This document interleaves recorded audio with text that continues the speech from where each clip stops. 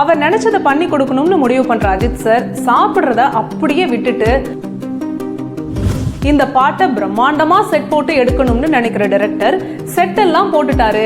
நாளான்னைக்கு ஷூட், ஆனா பாட்டு இன்னும் ரெடி ஆகல.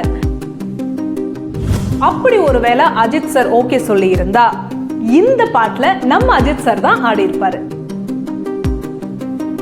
இந்த படத்துல பார்த்திபன் பண்ண அந்த ரோல்ல தளபதி விஜயும் இந்த கெஸ்ட் ரோல்ல அஜித் சாரும் பண்ற மாதிரி தான் இருந்துச்சு.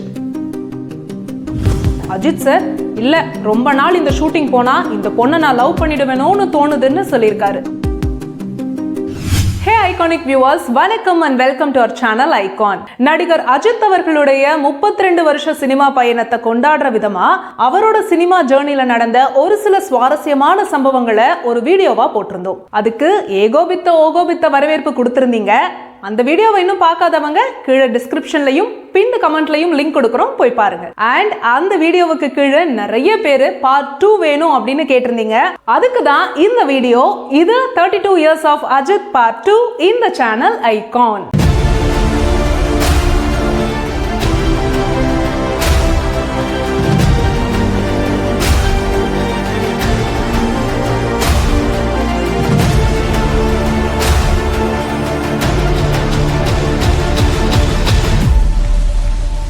சோறு தண்ணி இல்லாம உழைக்கிறாருன்னு சொல்லுவாங்கல்ல, அது நம்ம அஜித் சாருக்கு தான் சரியா பொருந்துங்க. ஆமாங்க, வில்லன் படத்துல ஒரு சாங் ஷூட்டுக்காக நியூசிலாந்து போயிருக்காங்க படக்குழு. அங்க அதே இடத்துல இந்தி பட ஷூட்டிங்கும் நடக்குது. காலையில இருந்து மதியம் 1-1:30 போல நம்ம ஆளுங்களும் சரி அந்த இந்தி படக்குழுவும் சரி லஞ்ச் பிரேக் விட்டுட்டு சாப்பிட போயிட்டாங்க. எல்லாரும் சாப்பிட்டுட்டு இருக்கிறப்ப சடனா ஒரு ஸ்னோஃபால் வருதுங்க. அதை பார்க்குற டைரக்டர் ரவிக்குமார் அதை மிஸ் பண்ணிடக்கூடாது அப்படின்னு அதில் ஷூட் பண்ணணும்னு நினைக்கிறாரு. அவர் நினைச்சதை பண்ணி கொடுக்கணும்னு முடிவு பண்ணுற அஜித் சார் சாப்பிட்றத அப்படியே விட்டுட்டு வந்து அந்த ஸ்னோஃபாலில் நடிக்கிறாரு.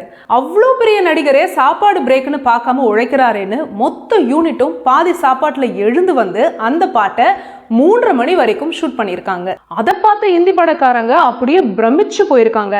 அந்த பாட்டு தான் வில்லன் படத்தில் வந்த இந்த பாட்டு.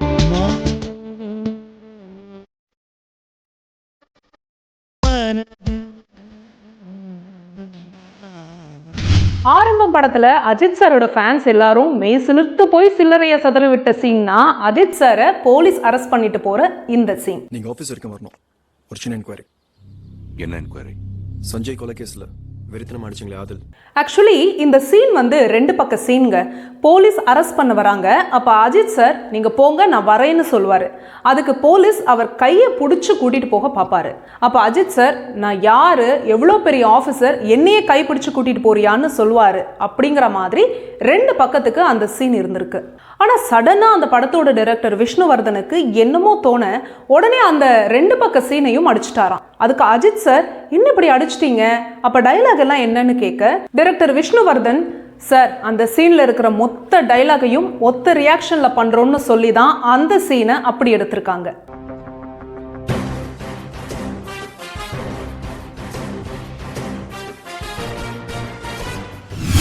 இதே Ajith sir and director Vishnuvardhan காம்போல ஆரம்பம் படத்துக்கு முன்னாடி உருவாகி வெளியான படம் தான் பில்லா. பில்லா படம்னாலே எல்லாருக்கும் டக்குன்னு ஞாபகம் வர்றது இந்த சாங் தான்.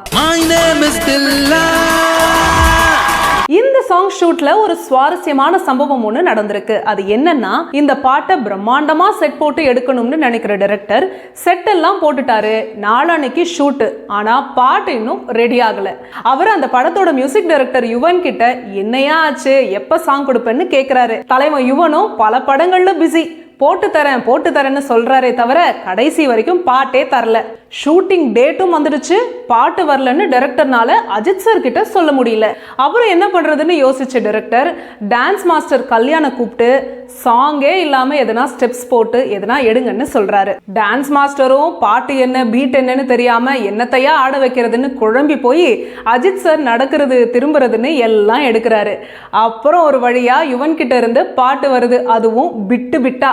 அதுவும் ரொம்ப பேசிக் வெர்ஷன். அதை கேட்டதும் அஜித் சார் டைரக்டரை பார்க்க, டைரக்டர் இப்போதைக்கு இதை வச்சு ஷூட் பண்ணலாம், ஆனா அவுட்ல பாட்டு இப்படி இருக்காதுன்னு சொல்ல அஜித் சார் ரொம்ப கூலா இட்ஸ் ஓகே ஐ ட்ரஸ்ட் யூன்னு சொல்லி அந்த சாங் பிட்டு பிட்டா வர வர வர அந்த பாட்டுக்கு ஆடி கொடுத்துருக்காரு.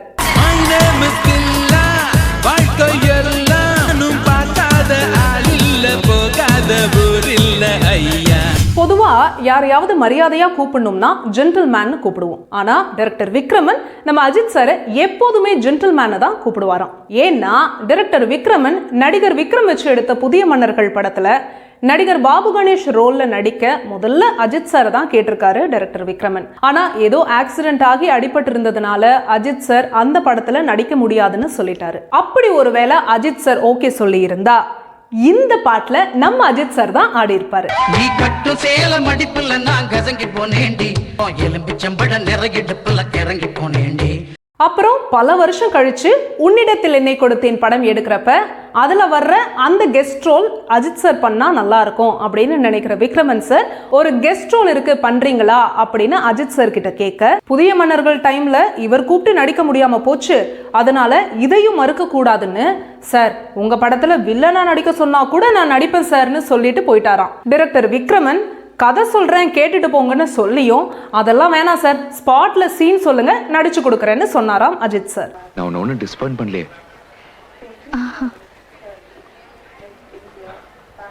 I like you. அந்த படத்துக்காக 8 நாள் நடிச்சு கொடுத்த அஜித் சார் மகாபலிபுரம் பக்கத்துல நைட் 2 மணிக்கு ஷூட் முடிச்சு அனுப்பினாலும் மறுநாள் ஷூட்டுக்கு காலையில 6 மணிக்கு டான்னு வந்து நிப்பாராம்.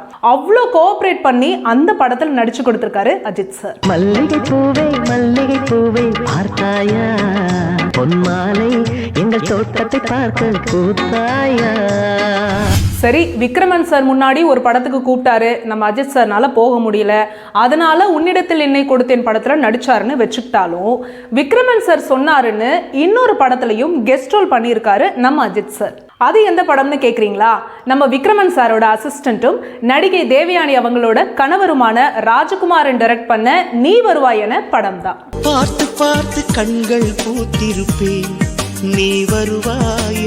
உன்னிடத்தில் என்னை கொடுத்தேன் பண்றப்ப கூட நம்ம அஜித் சார் வளர்ந்து வர ஹீரோ தான். ஆனா நீ வருவாய் என பண்றதுக்கு முன்னாடி அஜித் சாரோட வாலியெல்லாம் ரிலீஸ் ஆகி மனுஷன் டாப்ல இருக்காரு. அந்த சமயத்துல அப்பல்லோல முதுகுல ஆபரேஷன் பண்ணியிருந்த அஜித் சாரை நலம் விசாரிக்க போயிருக்காங்க டைரக்டர் விக்ரமனும் டைரக்டர் ராஜகுமாரனும்.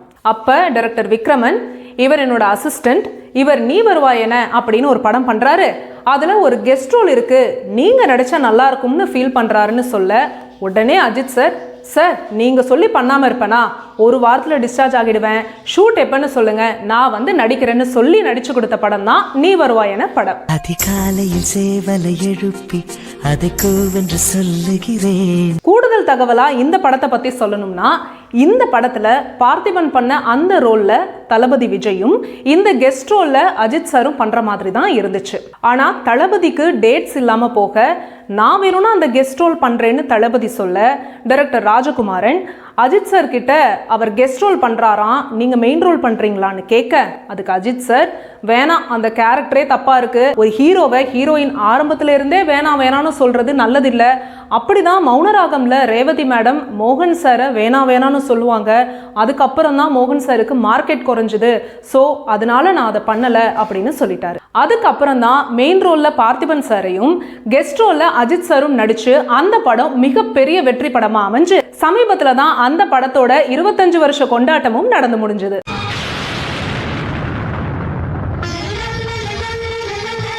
எல்லா சிச்சுவேஷன்லையும் தன்னை அட்ஜஸ்ட் பண்ணிக்கிற ஒரு ஹீரோனா அது அஜித் சார் தான்.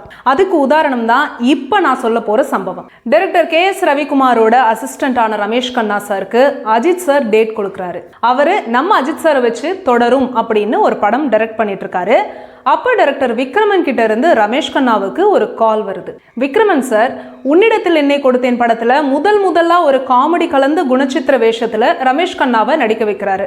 அதுல ஏதோ ஷார்ட் பேலன்ஸ் இருக்கு, உடனே கிளம்பி வா அப்படின்னு கூப்பிடுறாரு. ரமேஷ் கண்ணா, ஐயோ சார், நான் இப்பதான் அஜித் வச்சு ஒரு படம் டைரக்ட் பண்ணிட்டு இருக்கேன், எனக்கு இங்க ஷூட் போகுது, என்னால வர முடியாதுன்னு சொல்றாரு. அதுக்கு விக்ரமன் சார் அஜித் கிட்ட நான் சொன்னேன்னு சொல்லு, கிளம்பி வான்னு சொல்லிட்டு போன் கட் பண்ணிட்டாரு. ஐயோ, இப்ப எப்படி இதை அஜித் சார் கிட்ட சொல்றதுன்னு ரமேஷ் கண்ணா டென்ஷனா இருக்க, அதை பார்க்குற அஜித் சார் என்னாச்சுன்னு கேட்குறாரு. ரமேஷ் கண்ணா விஷயத்த சொல்ல உடனே அஜித் சார் அதுக்கு என்ன, நீங்க போயிட்டு வாங்க, நான் வெயிட் பண்றேன்னு சொல்லி ரமேஷ் கண்ணா போய் நடிச்சு கொடுத்துட்டு வர வரைக்கும் கொஞ்சம் கூட கோவப்படாம வெயிட் பண்ணியிருக்காரு அஜித் சார். எல்லாத்தையும் எனக்கே கொடுத்துட்டியே, காட் இஸ் டபுள் கிரேட். நம்ம அஜித் சாரோட சினிமா பயணத்திலையும் சரி, அவரோட நிஜ வாழ்க்கையிலையும் சரி, மிகப்பெரிய ஒரு மாற்றத்தை ஏற்படுத்தி கொடுத்த படம்னா அது அமர்க்களம் படம் தான். ஏன்னா அந்த படம் மூலமா தான் படங்கள்ல லவ்வர் பாயா இருந்த அஜித் சார் ஆக்ஷன் ஹீரோவாவும், ரியல் லைஃப்ல நடிகை ஷாலினியை லவ் பண்ணி லவ்வர் பாயாவும் மாறினாரு. ஆக்சுவலா அமர்க்களம் படத்துல நடிக்க பிட்டு பிட்டா கால் ஷீட் கொடுத்திருந்த அஜித் சார் திடீர்னு ஷூட்டிங் ஸ்பாட்ல டைரக்டர் சரணும் ஷாலினியும் பேசிட்டு இருக்கிறப்ப நேரா வந்து, சார் இந்த பிட்டு பிட்டா எல்லாம் வேணாம், உங்களுக்கு எவ்வளோ நாள் கால் ஷீட் வேணும்னு சொல்லுங்க, மொத்தமாக கொடுக்குறேன், முடிச்சிருங்கன்னு சொல்லியிருக்காரு. ஷாக்கான டைரக்டர் சரண் ஏன் என்னாச்சுன்னு கேட்க அஜித் சார், இல்ல ரொம்ப நாள் இந்த ஷூட்டிங் போனா இந்த பொண்ணை நான் லவ் பண்ணிடுவேணும்னு தோணுதுன்னு சொல்லியிருக்காரு. அதுதான் அஜித் சார் தன்னோட காதலை ஷாலினி கிட்ட மறைமுகமா சொன்ன தருணம்.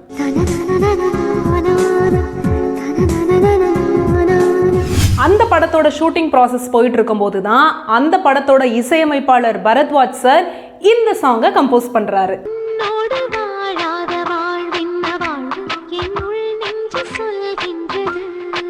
அதை கேட்டதும் எக்ஸைட் ஆகுற அஜித் சார் அந்த பாட்டை ஒரு கேசட்ல உடனே ரெக்கார்ட் பண்ணி தர சொல்லி அந்த கேசட்டை தான் லவ் லெட்டருக்கு பதிலா ஷாலினி மேடம்க்கு அஜித் சார் கொடுத்ததா சொல்லப்படுது.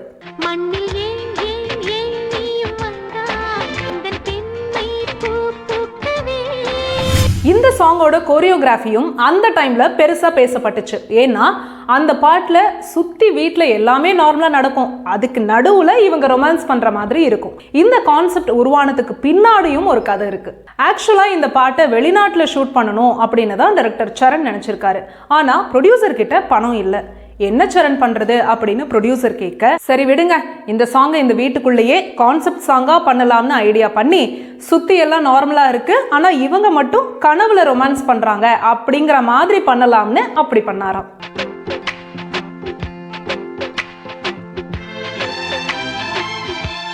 ஸோ இந்த 32 வருஷங்கள் வெற்றி, தோல்வி, ஏற்றம், இரக்கம், நல்லது, கெட்டது, நட்பு, துரோகம், இன்பம், துன்பம், வலி, வேதனைன்னு எல்லாத்தையும் கடந்து நம்ம எல்லாரையும் என்டர்டெயின் பண்ணிக்கிட்டும் இன்ஸ்பயர் பண்ணிக்கிட்டும் இருக்கிற நம்ம அஜித் சார் இன்னும் பல 100 வருஷங்கள் தொடர்ந்து இதை நமக்கு பண்ணணும்னு நம்மளோட ஐகான் சேனல் சார்பா வாழ்த்துக்களை தெரிவிச்சுக்கிறோம். இந்த வீடியோ உங்களுக்கு பிடிச்சிருந்தா லைக் பண்ணுங்க. உங்களுக்கு அஜித் சார் கிட்ட என்ன பிடிக்கும் அப்படிங்கறத கீழே கமெண்ட் பண்ணுங்க. அப்படியே இந்த வீடியோவை தீவிரமான ஏகே ரசிகர்களுக்கு ஷேர் பண்ணுங்க. மறக்காம நம்ம ஐகான் சேனலை சப்ஸ்கிரைப் பண்ணிட்டு பக்கத்துல இருக்கிற பெல் ஐகானை டங்குன்னு தட்டிடுங்க. திரும்ப இன்னொரு சூப்பரான வீடியோல நான் வந்து உங்களை மீட் பண்றேன். Until then, bye bye.